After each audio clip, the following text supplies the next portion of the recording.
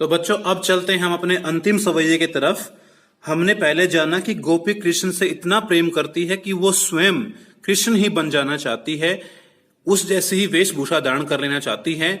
लेकिन वो देखिए किस तरह प्रेम के अंदर अंधी होकर के एक निर्जीव चीज तक से ईर्ष्या रखती है। लेकिन यहां पर जो फोर्थ पैराग्राफ होगा उसके अंदर पहले इसको हम पढ़ेंगे, फिर देखेंगे इसके भाव को। कहती है गोपी ही, काननी दे अंगुरी रही बो, जब ही मुरली धुनी मंद बजे है। कहती है काननी, कानों में, दे लूंगी, अंगुरी, अंगुली, कि कानों में अंगुली डाल लूंगी, मतलब मैं अपने कानों को बंद कर लूंगी। रहीबो, रख लूंगी, कि मैं अपने कानों में उंगली रख लूंगी। कब? जब ही मुरली धुनी मंद बजे है। जब क्या होगी? उसकी मुरली की धुन मंद आवाज में बजेगी। मंद मतलब मंद मंद, हल्की हल्की, बड़ी मधुर। तो जब मैं क्या करूंगी? उस मुरली की आवाज को नहीं सुनूंगी और अपने कानों में उंगलियां डाल लूंगी। अब आप सोच रहे होंगे गोपी ऐसा क्यों कर रही है? वो तो कृष्ण से अनन्य प्रेम करती है, तो वो कानों में उंगली क्यों रखेगी? तो देखिए इसके बारे में बता दूं कि गोपी क्या हो चुकी है, बड़ी हो चुकी है। और अब उसकी जो माँ होती है वो उसको डांटती झपटती रहती है कि तू हमेशा कृष्ण के आसपास घूमती रहती है, तो लोग देखकर तुझे बहुत सी बातें बनाते हैं। क्योंकि अब इतनी बड़ी उम्र में मतलब पुरुषों के या युवकों के साथ घूमना अच्छी बात नहीं होती है, तो तुम क्या करो, अब उनके साथ घूमना फिरना बंद करो, अब बचपना खत्म हो चुका है। तो गोपी जो कहती है वो अपनी विवशता जाहिर करती है, बताती है कि ठीक है मां, मैं आपकी बात समझती हूं कि मुझे इस समाज की लोक लिहाज का भी ध्यान रखना चाहिए। ठीक है, तो मैं क्या करूंगी कि जब वो कृष्ण मधुर आवाज में मुरली बजाएगा तो मैं अपने कानों में उंगलियां डाल लूंगी। ठीक है, काननी दे अंगुरी रही बो, कानों में उंगली डाल लूंगी जब वो मुरली की धुन बजेगी। कैसी आवाज में? मंद आवाज में, और बहुत मीठी आवाज में बजेगी। क्लियर है? आगे देखिए, मोहनी तानन सो रस खानी। मोहनी तान के अंदर, मोहनी क्या होती है? मन को मोहने वाली, मन को अच्छी लगने वाली। तान क्या होता है? सुर, कि मोहन मन को भाने वाले सुर के अंदर सो रस खानी। हे रस खान जी, अगर वो मधुर तान के अंदर अटा चढ़ी, अटारी पर चढ़कर, अटारी होता है चोटी, चढ़कर गोधन गायों को, गेहे तो गेहे, घेरता है तो घेरता रहे। देखिए बेटा, मैं एक बात बताऊं इसके बारे में, आप जानते होंगे कि कृष्ण क्या करते थे, गायों को चराने लेके जाते थे और वहां पर खड़े होकर अपनी बांसुरी बजाया करते थे। ठीक है, वो उनका शौक भी था, लेकिन इससे एक फायदा और होता था कि गायें जो होती थी उनको भी उनकी बांसुरी की आवाज बड़ी अच्छी लगती थी। हाँ, आपको जानकर हैरानी होगी कि पशुओं को भी संगीत बड़ा प्रिय होता है, उनको बड़ा अच्छा लगता है। तो वो गाय क्या करती थी, उनकी बांसुरी की आवाज सुनकर के उनके इर्द गिर्द ही चरती रहती थी, वो दूर नहीं जाती थी, ताकि कृष्ण को जाकर के दूर जाकर के उनको खोजना न पड़े।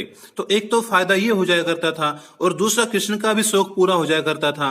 लेकिन एक बात और बताऊं कि जब शाम होती थी, गोधूली होती थी, तो उस समय कृष्ण क्या करते थे कि सभी गाय जो चरने गई होती थी आसपास या थोड़ी दूर भी, तो एक पेड़ चुनते थे, उसके ऊपर जाकर के, उसकी बिल्कुल चोटी पर जाकर के एक मधुर गीत के अंदर गान गाते थे, और उस गान की आवाज सुनकर के सारी गायें उस पेड़ के नीचे इकट्ठी हो जाया करती थी।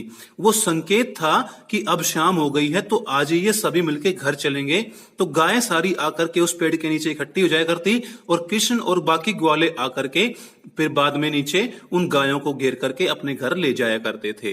तो वो जो मधुर गीत था जो गायों को अपनी ओर आकर्षित करता था, वो गायों को तो खींचता था अपनी ओर, लेकिन इसके साथ गोपियों और बाकी लोगों को भी उनका वो गीत बड़ा ही आकर्षक लगता था, वो भी बड़ा मनमोहक होता था। तो केवल गाय ही थोड़ी सुनती थी उन गीत को, उस गीत को सभी सुनते थे, चाहे वो गोपियां हो चाहे बाकी लोग क्यों न हो, और उनकी आवाज सभी को मधुर लगती थी। तो गोपी भी यहीं पर वो यही बात कह रही है कि बेशक वो अटारी पर चढ़ करके, उस पेड़ की अटारी पर चढ़ करके, अटा चढ़ करके, चोटी पर चढ़ करके मोहनी तानन, मोहनी तान में सुंदर आवाज में गोधन गेहे तो गेहे, गायों को घेरता है तो घेरता रहे घर ले जाने के लिए, मैं उस ओर भी ध्यान नहीं दूंगी, वो भी नियंत्रण कर लूंगी। तो यहां पर दो क्रियाएं आई जिन पर वो नियंत्रण कर लेगी। पहला तो बताया उसकी मुरली की आवाज नहीं सुनूंगी क्योंकि मैं अपने कानों में उंगलियां डाल लूंगी, और दूसरी बताई कि अगर वो गीत गाता है मधुर गायों को घेरने के लिए तो गाता है तो वो गाता रहे, मैं उस ओर भी ध्यान नहीं दूंगी। अब तीसरी लाइन देखिए, तेरी कहूं लेकिन मैं पुकार कर कहती हूं, टेरी होता है जोर से पुकार कर, कहो कहती हूं सिगरे ब्रज लोगन ही, सिगरे सारे ब्रज लोगन ही, ब्रज के लोगों को, कि मैं आज ये बात बिल्कुल पुकार कर कहती हूं सारे ब्रज के लोगों को, कालहु को कितनो समझे है, चाहे कोई मुझे कितना ही क्यों न समझा ले। कि हे मां, एक बात मैं बिल्कुल क्लियर कर देती हूं कि बिल्कुल साफ साफ कहती हूं और चुपचाप नहीं सबके सामने कहती हूं, पूरे ब्रिज के लोगों के सामने कहती हूं, और वो भी पुकार कर कहती हूं, चाहे कोई मुझे कितना ही क्यों न समझा ले, कोई कितनो समझे है, कोई कितना भी समझा ले। लेकिन एक बात तो मैं कहना चाहूंगी, और वो भी पुकार कर कहना चाहूंगी सब ब्रज के लोगों के सामने, और कौन सी बात, माई री व मुक्की मुस्कानी, कि हे मैया री, हे मेरी मां, व मुक्की मुस्कानी, वो उसकी मुख की मुस्कान, वो उसके मुख की मुस्कान का आकर्षण, संहारी न जेहे न जेहे न जेहे, मुझसे संभाली नहीं जाती नहीं जाती नहीं जाती। मतलब जब वो हंसता है ना हमें देख के, तो उसके मुख की जो मुस्कान होती है वो हमें अपनी ओर खींच लेती है और हम अपने पर नियंत्रण नहीं कर पाती हैं, तो वो मुझसे संभाली नहीं चाहती। तो आज चाहे आप कहो चाहे कोई भी कहे, मैं ब्रिज के लोगों को ये बिल्कुल बात साफ कहना चाहती हूं। कौन सी बात, जो अब तक ऊपर आई कि मैं हर तरीके से अपने ऊपर नियंत्रण कर सकती हूं। मतलब ये वो क्रियाएं बताई जब गोपियां कृष्ण के प्रति आकर्षित होती हैं। कब होती हैं, जब वो क्या करते हैं, बांसुरी बजाते हैं मधुर आवाज में, तो उनकी बांसुरी की आवाज सुनकर के गोपियां उनकी ओर खींची चली जाती हैं। दूसरा बताया उनके गीतों को सुन करके उनकी ओर वो आकर्षित होती हैं। और तीसरा बताया उनकी मुख की मुस्कान, की जब वो हंसते हैं, जब उनके मुख की मुस्कान आती है तो उसका आकर्षण भी बड़ा कायल करने वाला होता है, बड़ा आकर्षित करने वाला होता है। तो यही बात कहती है गोपी कि मैं दो चीजों को तो अपने नियंत्रण में कर सकती हूं, कि ठीक है मैं उसकी मुरली की आवाज नहीं सुनूंगी, मैं अपने कानों में उंगलियां डाल लूंगी, और ना ही जब वो गीत गाएगा तो तब उसकी ओर ध्यान दूंगी, कि जब वो गीत गाता है तो गाता रहे बेशक गायों को घेरने के लिए, तो वो भी ध्यान नहीं करूं दूंगी, वहां पर भी मैं अपने पर नियंत्रण कर लूंगी। लेकिन हे मां, एक बात बिल्कुल साफ कहना चाहती हूँ, और सब ब्रज के लोगों को, चाहे कोई कितनी बात क्यों ना बनाए, लेकिन आज ये सबसे पुकार कर कहती हूं, चाहे मुझे कोई कितना ही क्यों ना समझा ले, कि मुझे उसके मुख की मुस्कान संभाली नहीं जाती नहीं जाती नहीं जाती। ये 3 बार रिपीट क्यों किया गया, ये पूर्ण रूपेण अव्यवस्था दिखाई गई अपने ऊपर नियंत्रण करने की, किसकी, गोपी की, कि वो अपने आप को नियंत्रित नहीं कर सकती कृष्ण की मनमोहक मुस्कान के सामने। तो यहां पर कृष्ण की मनमोहक मुस्कान का आकर्षण बताया गया और गोपियों का अनन्य प्रेम भी दर्शाया गया। फिर से वही बात, और गोपियों के माध्यम से यहां पर रसखान के मन की देखिए कितनी अच्छी भावनाएं दिखाई गई, कितनी अटूट प्रेम की भावनाएं दिखाई गई। तो ये चीज सब यहां पर थी। तो एक बार मैं फिर से क्या चाहूंगा, इसको दोहराना चाहूंगा, कान, कि मैं अपने कानों में उंगली रख लूंगी जब वो मधुर आवाज के अंदर मुरली को बजाएगा, और जब वो सुंदर आवाज के अंदर अटारी पर चढ़कर गायों को घेरता है तो घेरता रहे, मैं उस ओर भी ध्यान नहीं दूंगी।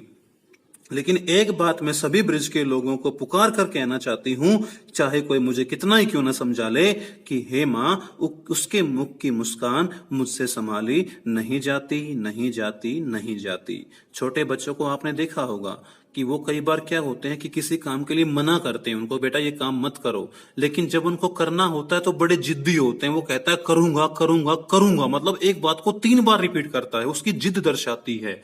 तो यहां पर गोपी का प्रेम दिखाई देता है, उसकी अव्यवस्था दिखाई देती है, उसकी लाचारी दिखाई देती है, कि कैसे वो कृष्ण की मनमोहक मुस्कान के सामने अपने आप को अविवश पाती है, अपने पर नियंत्रण नहीं रख पाती। तो बच्चों, ये था हमारे 4th सवैये का भाव। मैं आशा करता हूं आपको पूरी पोएम समझ में आई होगी। अगर किसी सवैये का भाव समझ में न आया हो तो उसको फिर से देखिए, दोबारा दोहराइए, और फिर भी न आए तो आप मुझसे संपर्क कर लें, मेरे पास वो चीज भेज दें। कोई शब्द हो तो एक एक शब्द को आप करके देखिए कि क्या मुझे प्रत्येक शब्द का अर्थ पता है, तभी आपको उसका अर्थ जान पाएंगे। देखो लाइन का तो आप अर्थ निकालोगे, थोड़ा बहुत समझ जाओगे, क्योंकि हिंदी हमारी एक बोली ही तो अलग है। लेकिन आप देखिए क्या मुझे प्रत्येक शब्द का अर्थ आता है कि तानन क्या होता है, ब्रजलोगन ही क्या होता है, समारी क्या होता है। तो जब आपको ये सब आती होंगी तो तब आप अपने आप को परिपूर्ण माने। ठीक है, अपने स्वास्थ्य का ध्यान रखें, अपना भी ध्यान रखें, खुश रहें और पढ़ाई भी करते रहें।